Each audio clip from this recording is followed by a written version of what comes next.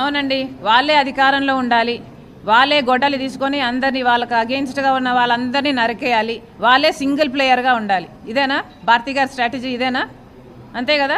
గొడ్డలితో మిగతా వాళ్ళందరినీ నరికేయండి, మీరే సింగిల్ ప్లేయర్గా ఉంటారు. అప్పుడు ఈరోజు అవినాష్ రెడ్డి గారు ఊరు దాటిపోవడానికి ఇక ఓటమిని ఒప్పుకునే పరిస్థితికి వచ్చి పాస్పోర్ట్లు కూడా తయారు చేసుకుంటున్నారు.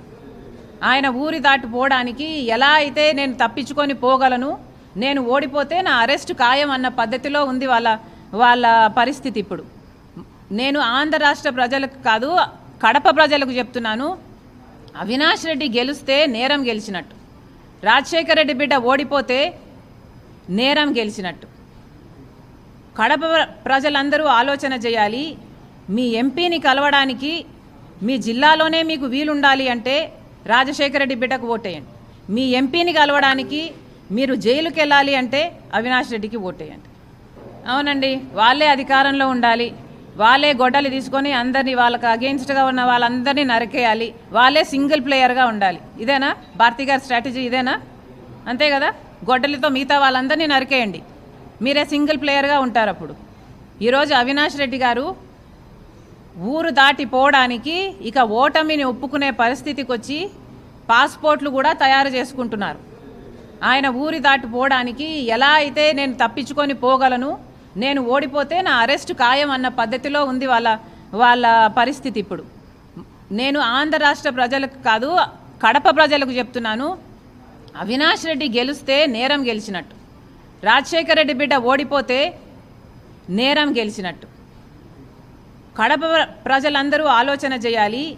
మీ ఎంపీని కలవడానికి మీ జిల్లాలోనే మీకు వీలుండాలి అంటే రాజశేఖర రెడ్డి బిడ్డకు ఓటేయండి. మీ ఎంపీని కలవడానికి మీరు జైలుకి వెళ్ళాలి అంటే అవినాష్ రెడ్డికి ఓటేయండి. అవునండి, వాళ్ళే అధికారంలో ఉండాలి, వాళ్ళే గొడ్డలి తీసుకొని అందరినీ వాళ్ళకి అగెయిన్స్ట్గా ఉన్న వాళ్ళందరినీ నరికేయాలి, వాళ్ళే సింగిల్ ప్లేయర్గా ఉండాలి. ఇదేనా భారతి గారి స్ట్రాటజీ? ఇదేనా? అంతే కదా. గొడ్డలితో మిగతా వాళ్ళందరినీ నరికేయండి, మీరే సింగిల్ ప్లేయర్గా ఉంటారు. అప్పుడు ఈరోజు అవినాష్ రెడ్డి గారు ఊరు దాటిపోవడానికి ఇక ఓటమిని ఒప్పుకునే పరిస్థితికి వచ్చి పాస్పోర్ట్లు కూడా తయారు చేసుకుంటున్నారు.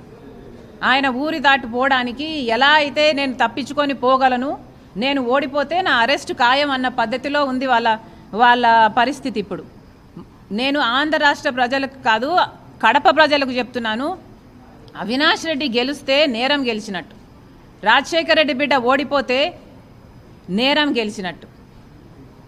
కడప ప్రజలందరూ ఆలోచన చేయాలి. మీ ఎంపీని కలవడానికి మీ జిల్లాలోనే మీకు వీలుండాలి అంటే రాజశేఖర రెడ్డి బిడ్డకు ఓటేయండి. మీ ఎంపీని కలవడానికి మీరు జైలుకి వెళ్ళాలి అంటే అవినాష్ రెడ్డికి ఓటేయండి.